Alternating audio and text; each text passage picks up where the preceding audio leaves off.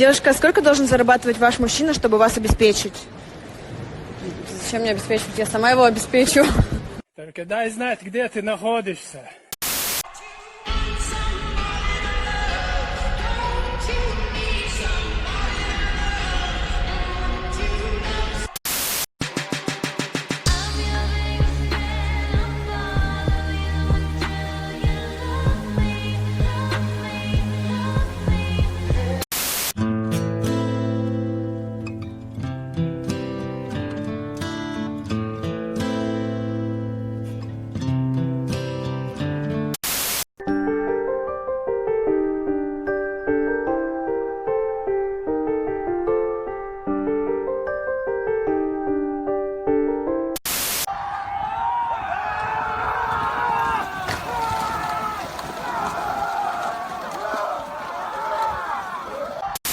Amazing.